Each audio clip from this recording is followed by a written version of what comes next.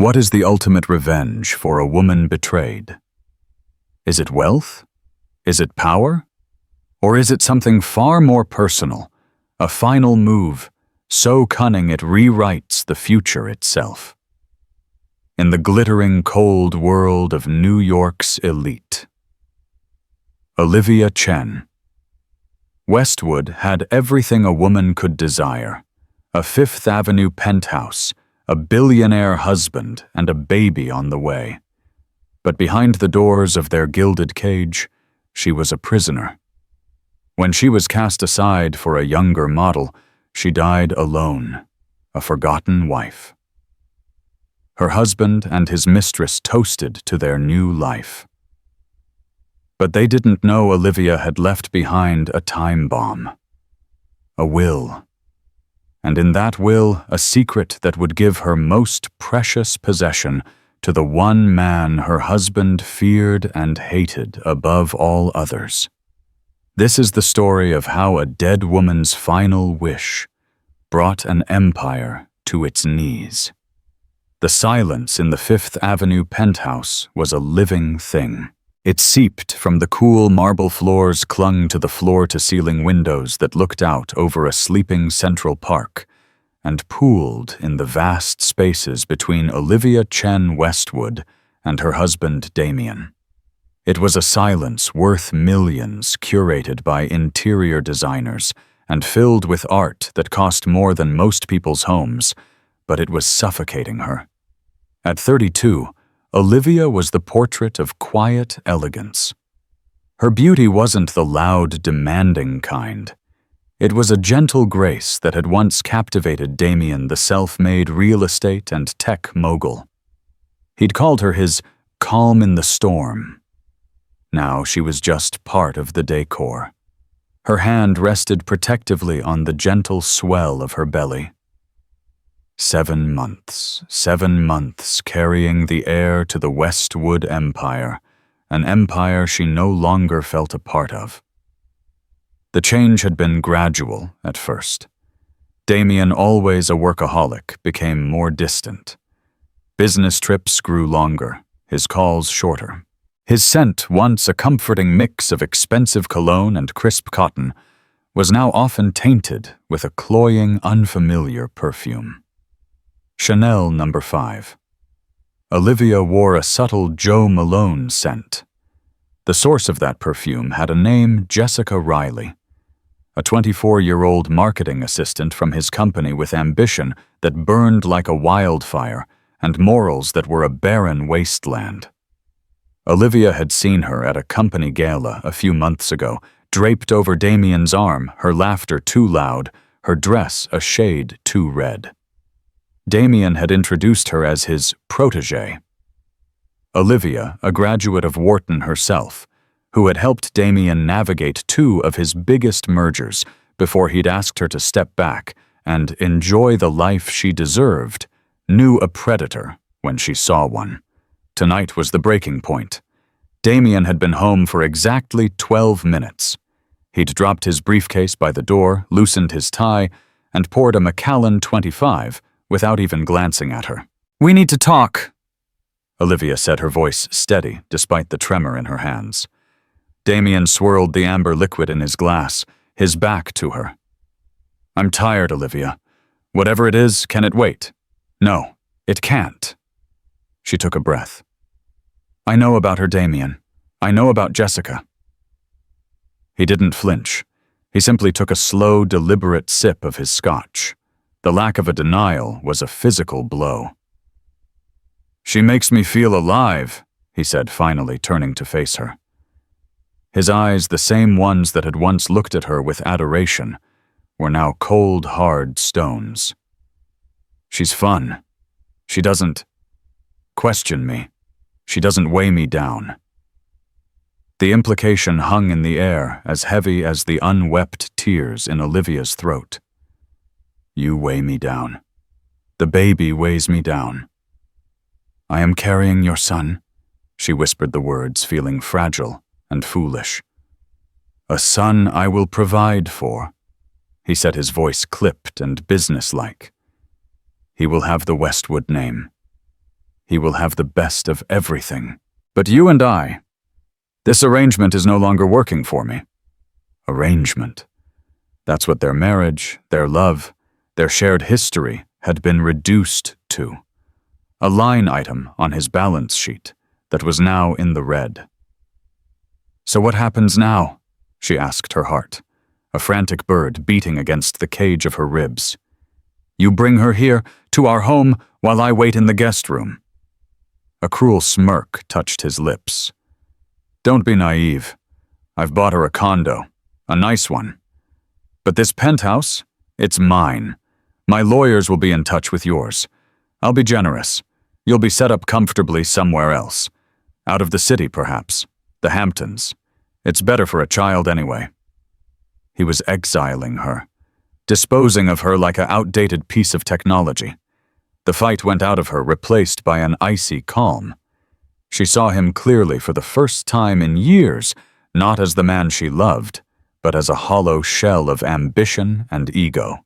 She had helped build his empire, smoothed his rough edges, hosted the dinners that charmed his investors, and this was her severance package. I see, she said. Good. I'm glad you're being sensible. He drained his glass and placed it on the bar with a decisive click. I'll have my things packed and move to the club for a few weeks until Jessica's place is ready. It's cleaner this way. He walked past her without another glance, his footsteps echoing in the cavernous room. Olivia stood there, a solitary statue in the museum of her failed marriage. She looked down at her belly, at the life stirring within her. He will provide for you, Damien had said. But Olivia knew Damien's provision came with strings of control and a legacy of coldness. Her son would not be raised to be another Damien Westwood, not if she had anything to say about it. As the front door closed, sealing her into the silent, opulent prison, a new fierce resolve began to take root in the ashes of her heart. Damien thought he was writing the end of her story. He had no idea she was about to start writing a new one, a story he would never see coming. And the main character wouldn't be him. It would be the one man in the world he truly despised, Nathaniel Thorne. The Hamptons estate Damien had generously provided was a beautiful prison, a sprawling shingle-style mansion with a pristine lawn that rolled down to a private stretch of beach on the Atlantic.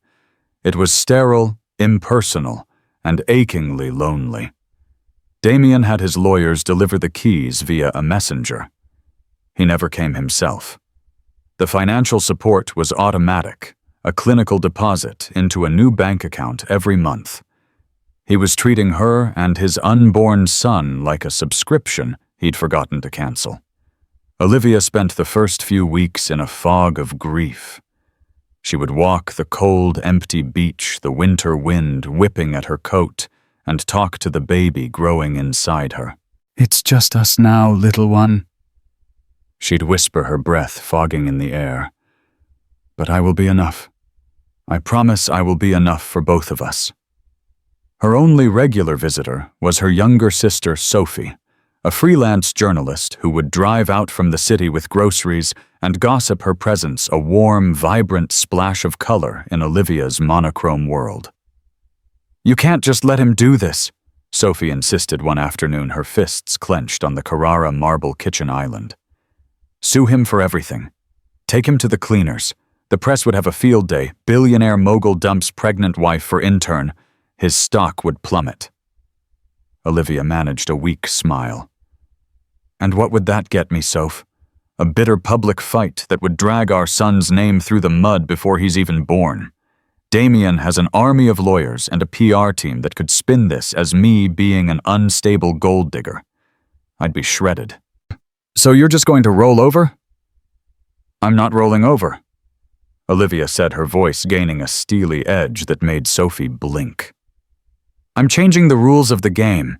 Damien thinks the game is about money and power. He's wrong. It's about legacy. It was then that Sophie realized her sister wasn't broken. She was gestating, in more ways than one. Olivia began a new routine. Her mornings were for her health, prenatal yoga, long walks, nutritious meals. Her afternoons, however, were for war. She converted one of the spare bedrooms into an office. She started by calling a man Damien had fired years ago, a former head of security named Frank Miller. He was now a private investigator.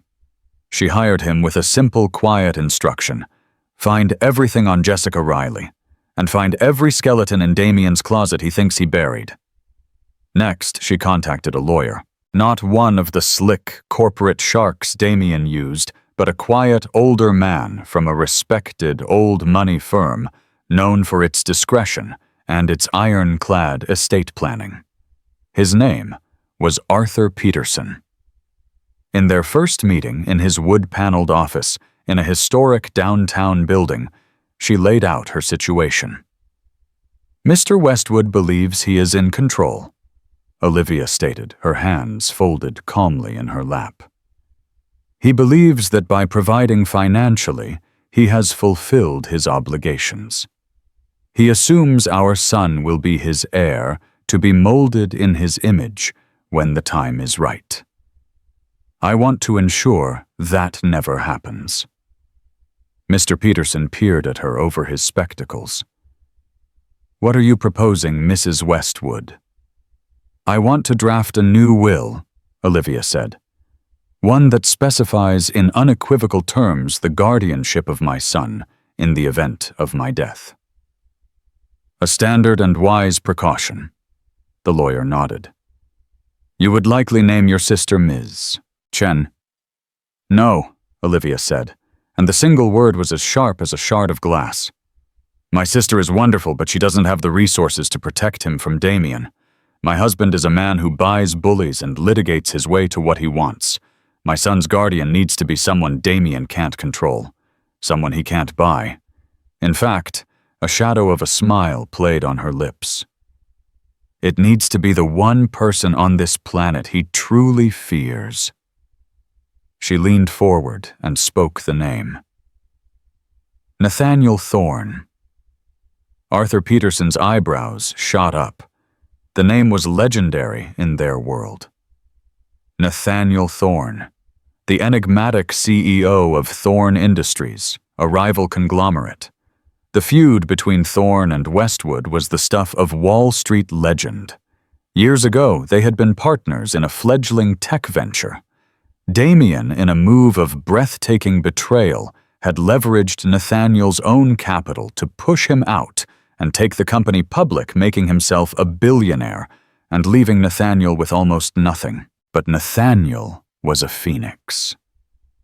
He had risen from those ashes, building an even bigger, more stable and more respected empire block by block.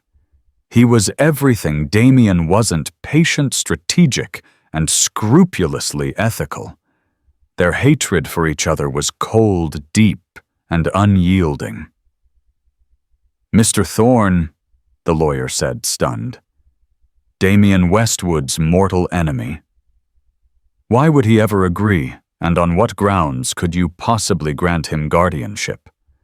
"The grounds," Olivia said, her gaze unwavering, "are the best interests of the child. I will detail them in a letter to be read alongside the will. As for why he would agree, because I'm going to give him something he wants more than money: the ultimate final victory over Damien Westwood." She spent weeks with Mr. Peterson crafting the document. It was a masterpiece of legal fortifications. She stipulated that the guardian would also be the trustee of a vast fund set aside for her son, a fund she was creating by liquidating all the personal assets and stocks that were solely in her name from before the marriage. It was a fortune Damien had forgotten she even had. The will stated that if the named guardian refused, a second, less desirable option would be enacted, but the custody would never revert to Damien Westwood, citing his emotional abandonment and moral turpitude. She also penned 2 letters. The first was to Nathaniel Thorne. It was long, detailed, and brutally honest. She recounted Damien's cruelty, his narcissism, and her fears for her son's future. She didn't beg. She proposed a strategic alliance. "Protect my son," she wrote, "and you will have the one thing he can never take from you, his own legacy. You will raise his heir to be a better man than he ever was. That will be your revenge, and my son's salvation." The second letter was for her son, Noah. She poured all her love, her hopes, and her dreams for him into those pages to be given to him on his 18th birthday. As her due date approached, a strange sense of peace settled over Olivia. The PI Frank had delivered a dossier thick with damning information on both Jessica and Damien. She sealed it, addressed it to Nathaniel Thorne, and gave it to Mr. Peterson for safekeeping with the will. Her preparations were complete. She had built a fortress around her son, using the only materials she had left: her intellect, her foresight, and her fierce, all-consuming love. One rainy April morning, 2 weeks before her due date, a sharp, debilitating pain shot through her abdomen. She collapsed onto the cold kitchen floor, her phone clattering just out of reach. Alone in the silent mansion, with the storm raging outside, Olivia Westwood went into labor. The call came from a flustered housekeeper who arrived for her morning shift to find Olivia unconscious on the floor. The Hamptons' emergency services were efficient. An ambulance sliced through the rain-slicked roads, sirens screaming a lament that no one in Olivia's world could hear. At the hospital, it was a frantic ballet of doctors and nurses. Olivia had developed severe preeclampsia, a condition exacerbated by stress that had gone undiagnosed because she had been managing her own prenatal care far from the prying eyes of Damien's circle. Her blood pressure was dangerously high. The baby was in distress. An emergency C-section was the only option. As they wheeled her into the operating room, Olivia was lucid for just a moment. She grabbed the arm of a young, kind-eyed nurse.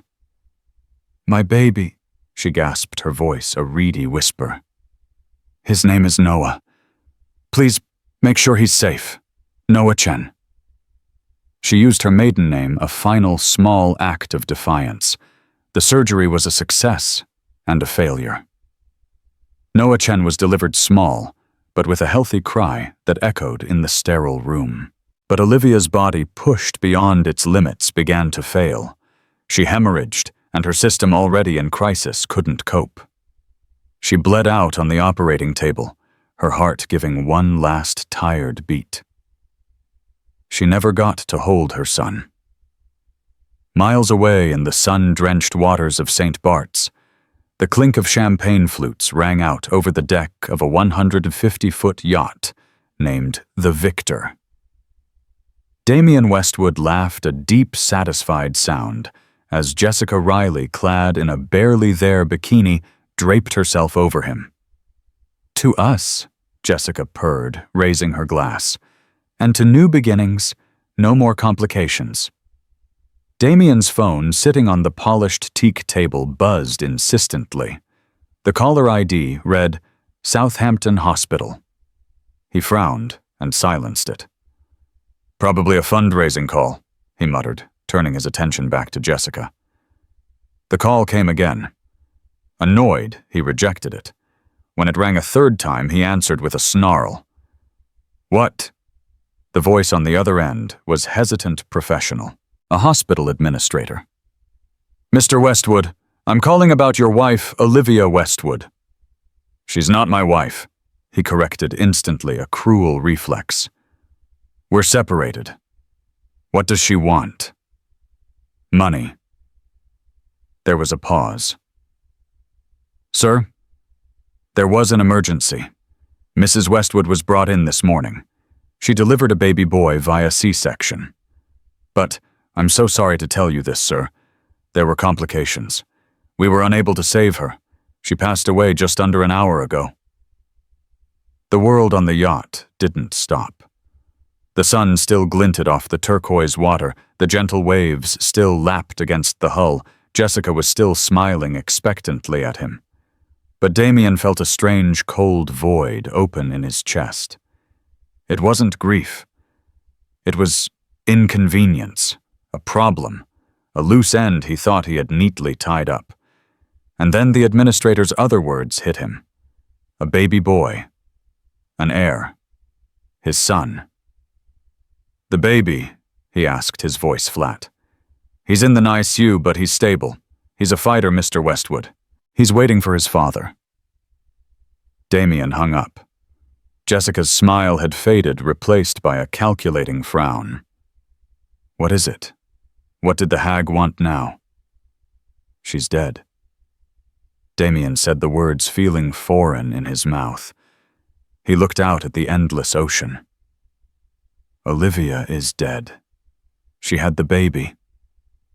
Jessica's face went through a flicker of emotions, shock, then concern, which was quickly replaced by something else. A slow, spreading smile of pure, unadulterated triumph. She let out a short, sharp laugh. "Well," she said, sidling up to him and wrapping her arms around his neck.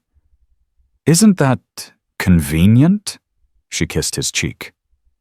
"Don't look so glum, darling. It's tragic, of course. But think of it. No messy divorce, no alimony. And you have your heir. We can raise him. Our son." The idea was grotesque. Jessica, a mother. But Damien was a pragmatist. She was right.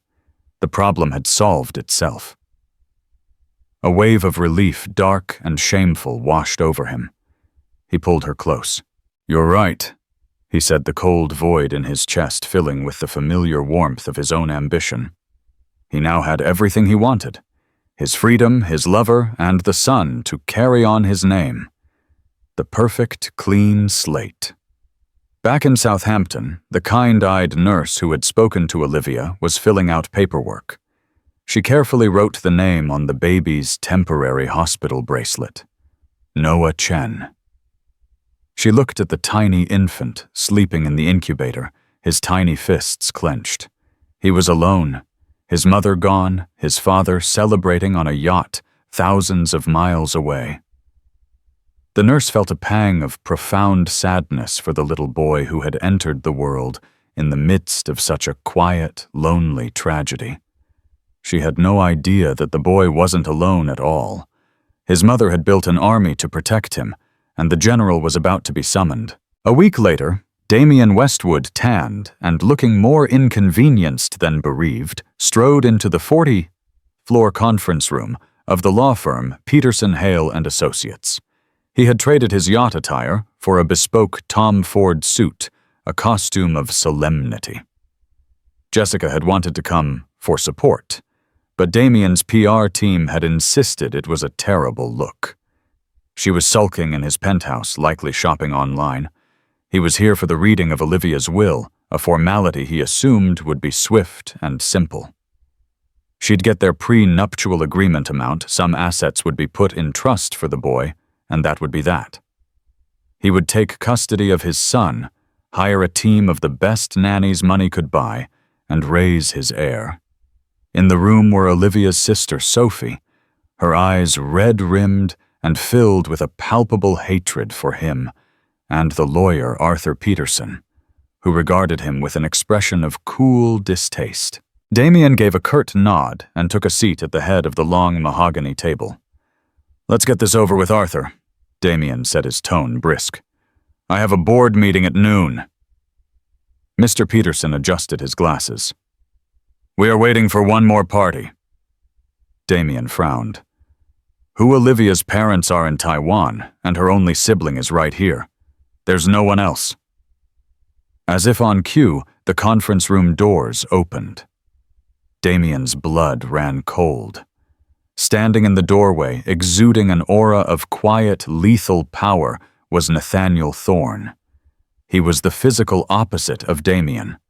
Where Damien was slick and polished, Thorne was raw-boned and intense, with piercing gray eyes that seemed to see every calculation, every lie. He wore a simple, dark gray suit that fit his broad frame perfectly, but it was his presence that filled the room. It was the presence of a man who had built an empire through grit and intellect, not shortcuts and betrayal. "Thorn," Damien spat, rising from his chair. "What in the hell are you doing here? This is a private family matter." "I was summoned by Mr. Peterson." Nathaniel said, his voice a low baritone that held no warmth. He ignored Damien and nodded respectfully to Sophie, who looked as bewildered as Damien felt. He then took a seat on the opposite side of the table, his gaze locking with Damien's. The animosity between them was so thick it felt like the air pressure in the room had dropped. Mr. Peterson cleared his throat, bringing the attention back to him. "If we are all settled, I will now read the last will and testament of Olivia Chen Westwood." He began with the standard legal language. Damien tapped his pen impatiently. A few minor bequests were made: Olivia's jewelry to Sophie, a generous donation to a children's hospital. Then Peterson paused, taking a deliberate sip of water.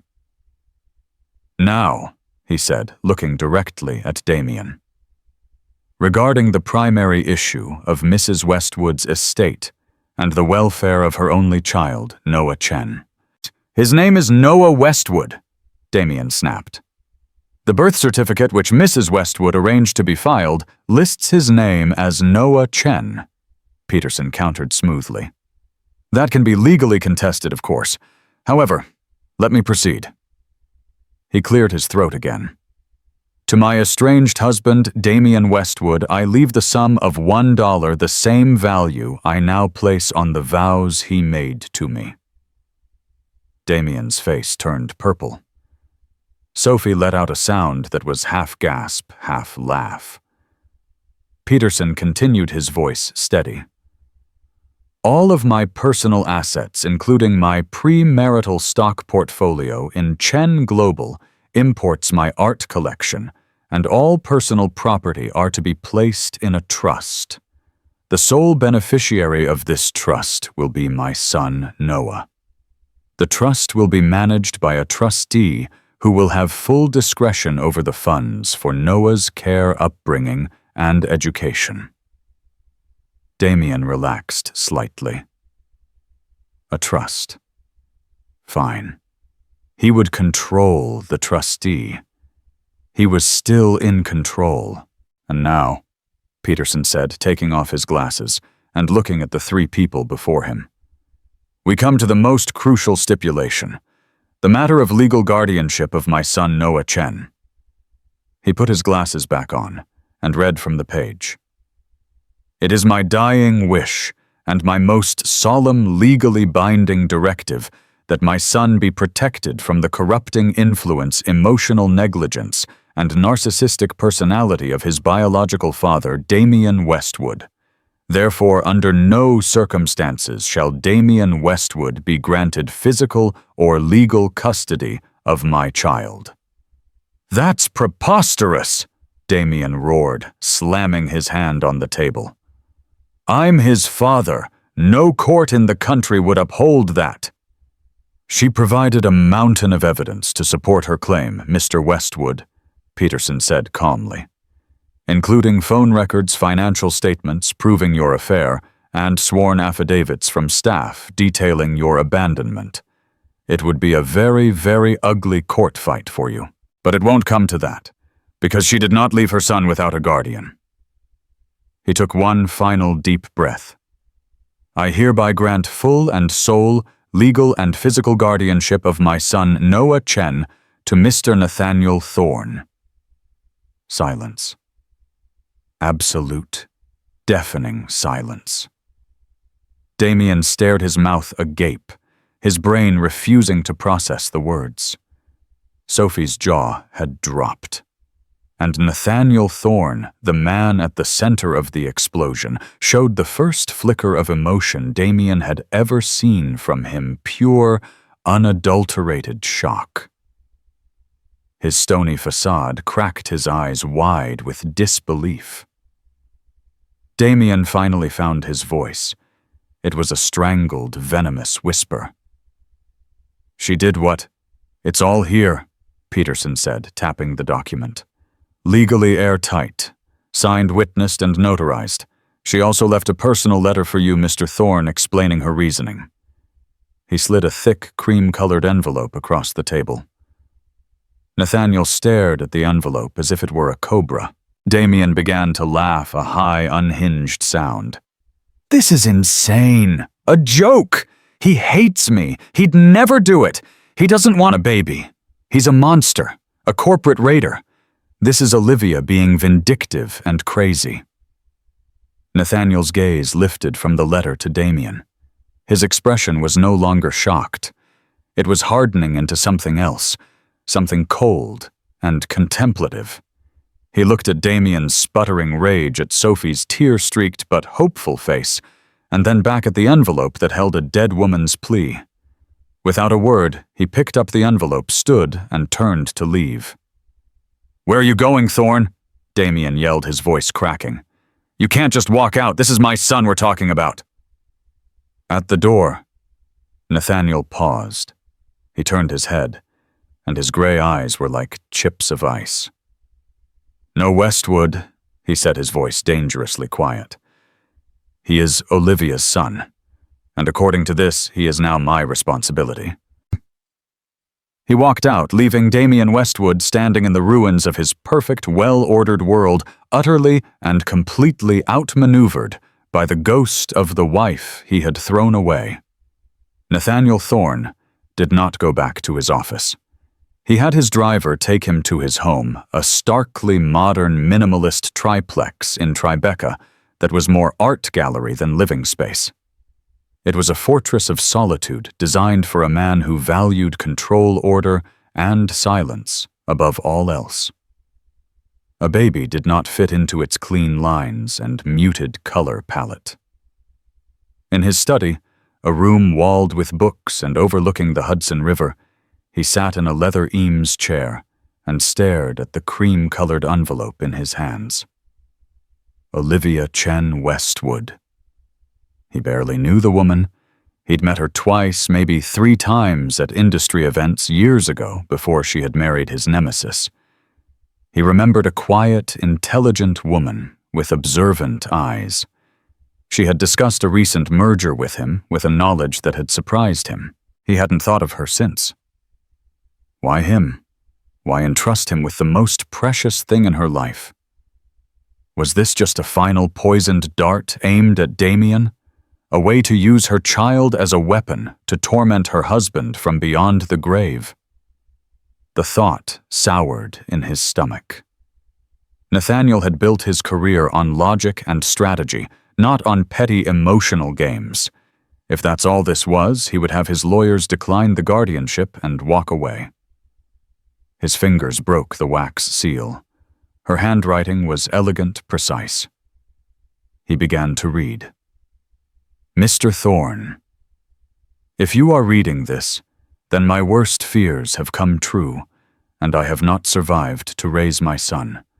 I know this request must seem shocking, perhaps even insane. We are strangers. But you are not a stranger to my husband, Damien, and it is because of who he is and who you are that I am placing my son's life in your hands. I am not doing this out of spite. I want to be very clear about that. This is not a weapon. This is a shield. My son Noah is my entire world, and I will do anything to protect him, and he needs protection from his own father. The letter went on to describe in calm, devastating detail the man Damien Westwood was behind closed doors, his emotional cruelty, his pathological narcissism, his view of people, even his own child, as assets or liabilities. He will not love Noah, she wrote. He will see him as a legacy, a miniature version of himself to be molded and controlled. He will teach him that wealth is the only measure of a man, that empathy is a weakness, and that loyalty is for fools. He will raise a king, yes, but a hollow one, just like himself. You have seen what his ambition does to people. You lived it. Do you think he would be any kinder to his own son? Nathaniel felt a cold knot tighten in his gut. She was right. He knew better than anyone the scorched earth nature of Damien's ego. "I have watched you for years, Mr. Thorne. I read the business journals. I followed your career after Damien. Did what he did. He tried to destroy you, but you rebuilt. You built a company founded on integrity and innovation, not hostile takeovers. You are known to be ruthless, yes, but fair. You are a man of your word. You are everything he is not. I am not asking you to love my son. I have no right to ask that. I am asking you to be his guardian, to protect him, to raise him to be a good man, not just a rich one, to teach him honor and integrity qualities his father knows nothing about. I have left Noah with a significant fortune of his own from my family's assets. You will have complete control of the trust to use for his care and to shield him from Damien's financial manipulations. You will want for nothing in his upbringing. In the enclosed package with my lawyer, you will find a dossier.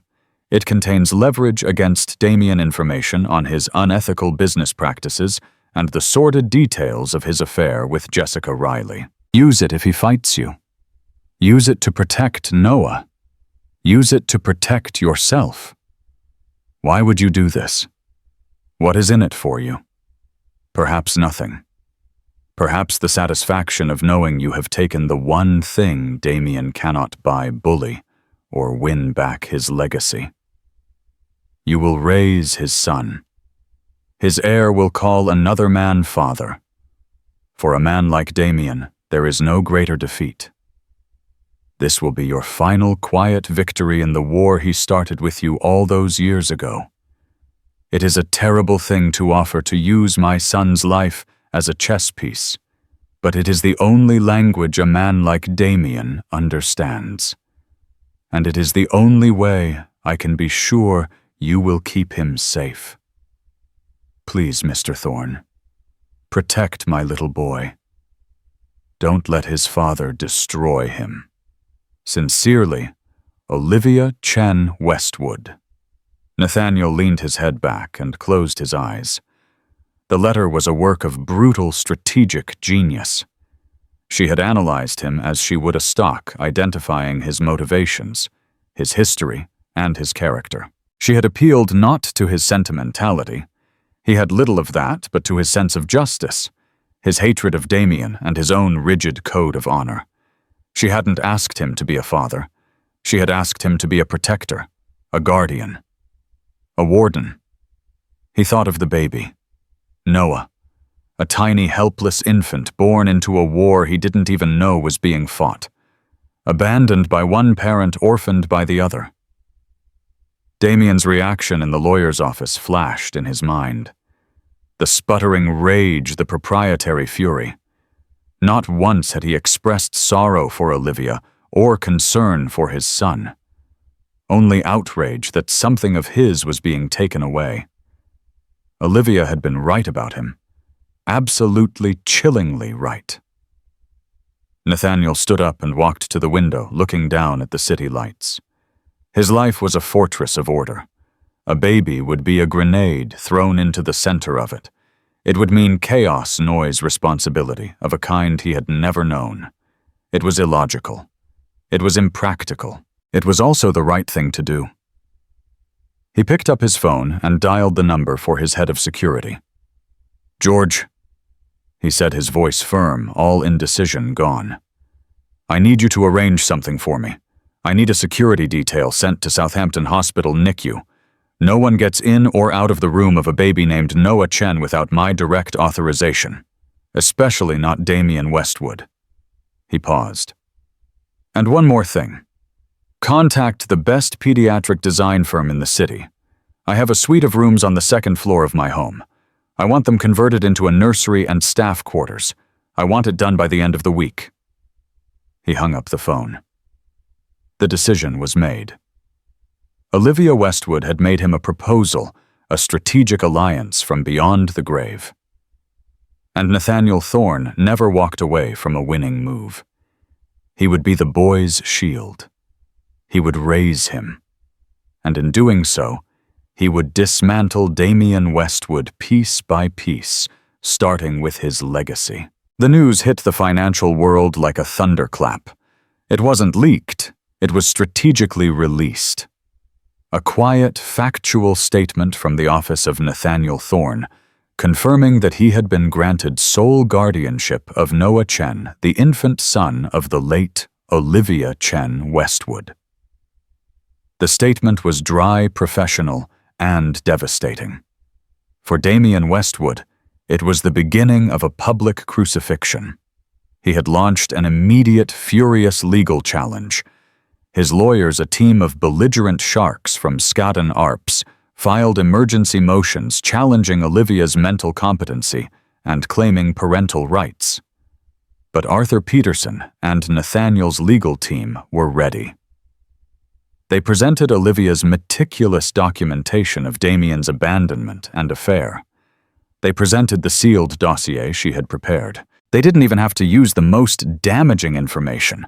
The simple confirmed fact that Damien was on a Caribbean yacht with his mistress while his wife was dying alone in childbirth was enough to turn every judge and the court of public opinion squarely against him. The story was irresistible to the media. The billionaire's war for baby Westwood, the tabloids screamed. But the narrative wasn't in Damien's favor. He was painted as the villain, the cheating, callous husband. Olivia became a tragic, sainted figure. And Nathaniel Thorne. He was the enigmatic, honorable protector, a modern-day knight stepping in to fulfill a dying mother's wish. The scandal began to bleed into Damien's business. At a tense board meeting for Westwood Holdings, members raised concerns about the reputational damage he was causing.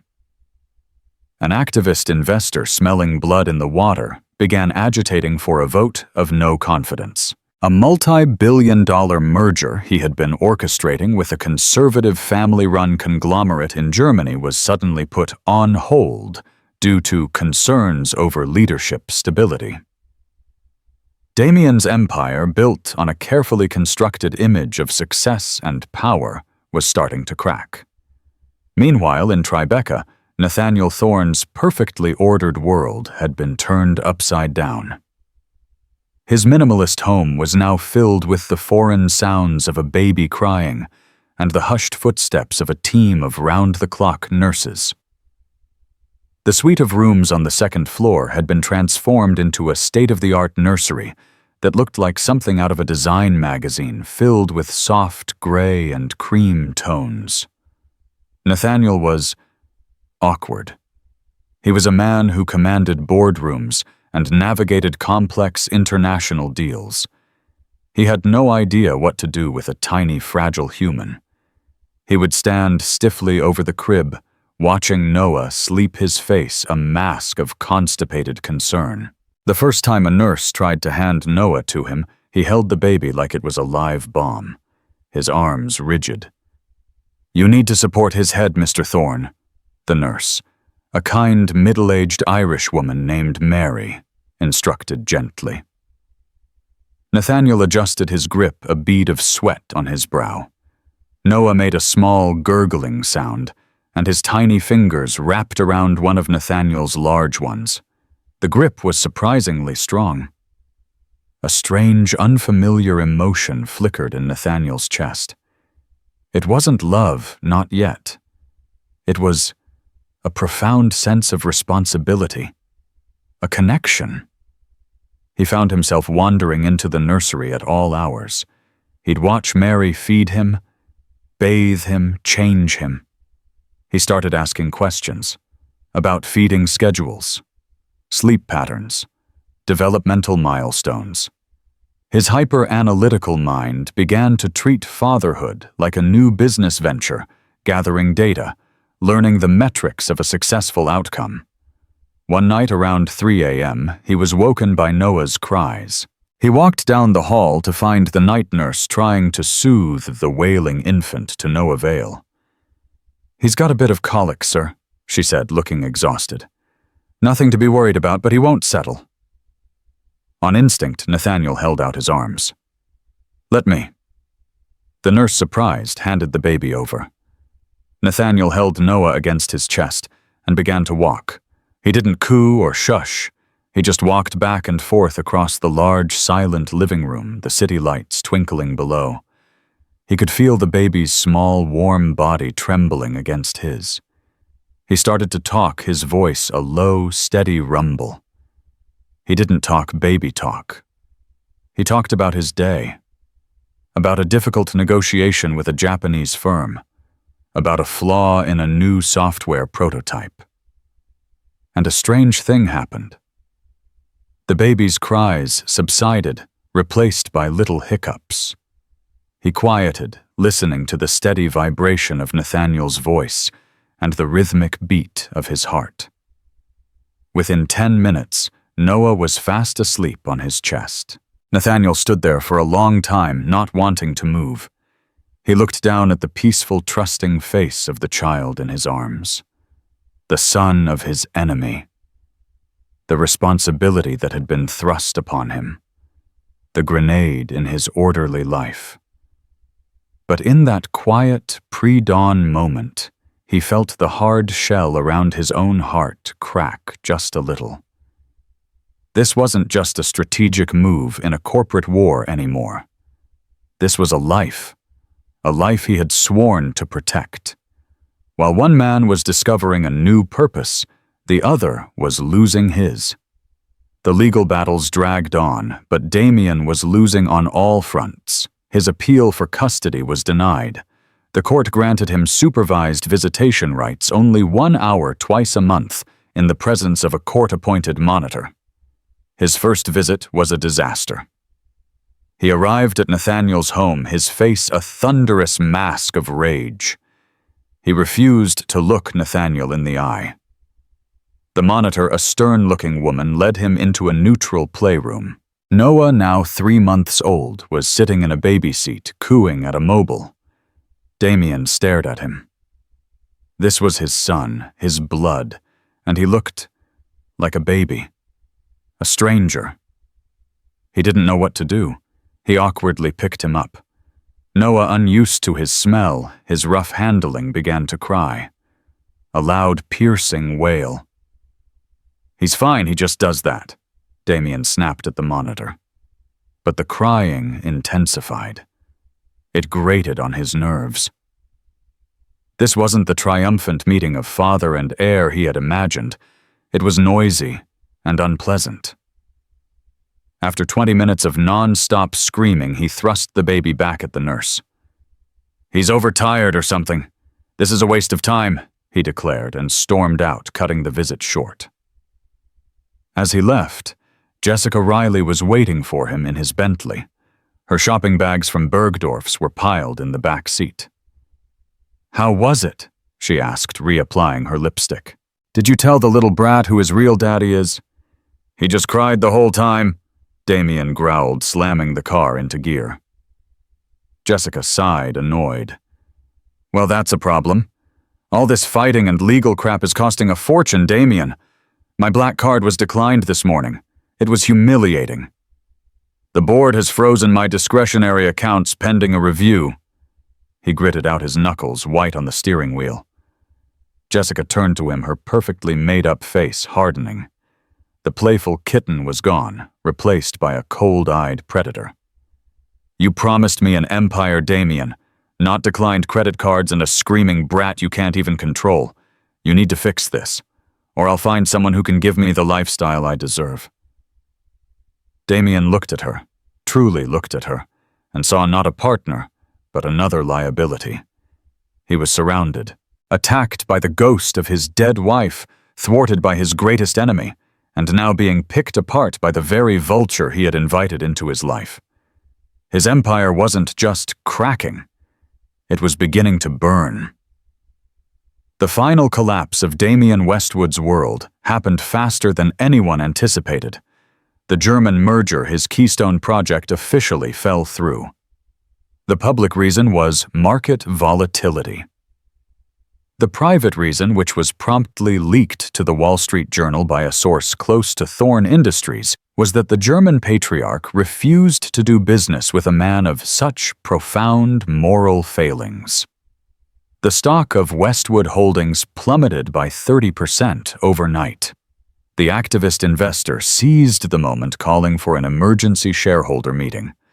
Damien distracted and hemorrhaging money on his legal fees, and Jessica's insatiable spending was outmaneuvered. Nathaniel Thorne, through a series of shell corporations, had been quietly buying up shares of Westwood Holdings at their devalued price. At the meeting, he revealed his position aligning with the activist investor. It was a checkmate. Damien Westwood was voted out as CEO of the company he had built. The humiliation was absolute. He was a pariah on Wall Street and a villain in the gossip columns. And then came the final personal betrayal. Jessica, seeing the writing on the wall, cleaned him out. While he was at the disastrous shareholder meeting, she was at their penthouse. She took the jewelry he had bought her, emptied their joint accounts of what little liquid cash remained, and disappeared. She left a single cruel note on his pillow, written in her lipstick on a sheet of his personal stationery.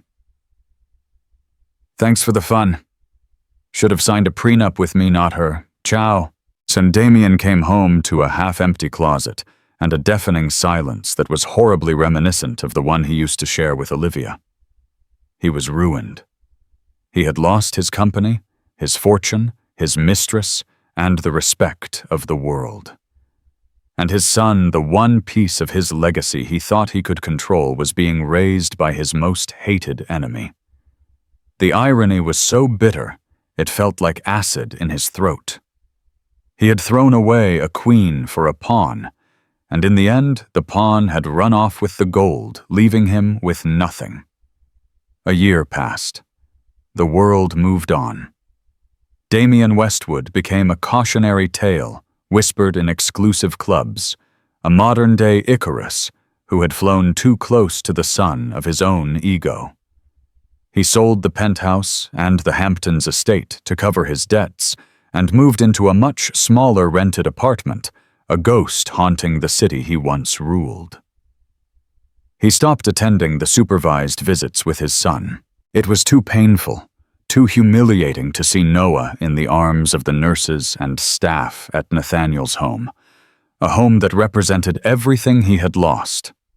At Nathaniel Thorne's Tribeca triplex, a different world was taking shape. The stark minimalist fortress had softened.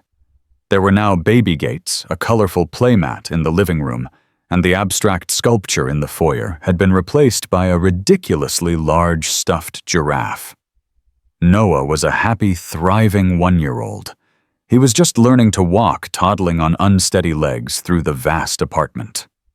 And his favorite person in the world was the tall, serious man he was just learning to call Nate. Nathaniel Thorne had been transformed. The change was subtle to outsiders, but profound to those who knew him. He still ran his empire with ruthless efficiency, but he now left the office at 5:30 sharp.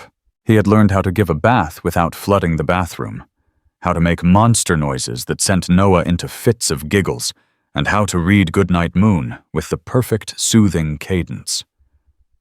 The first time Noah had pulled himself up by holding onto Nathaniel's leg, looked up at him with wide, trusting eyes, and said, "Dada."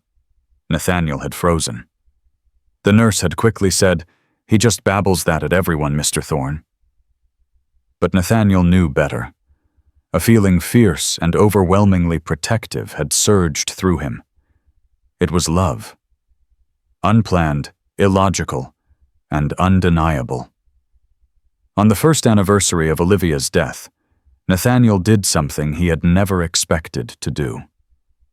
He drove with Noah out to a quiet cemetery in Westchester, where Sophie had arranged for Olivia to be buried.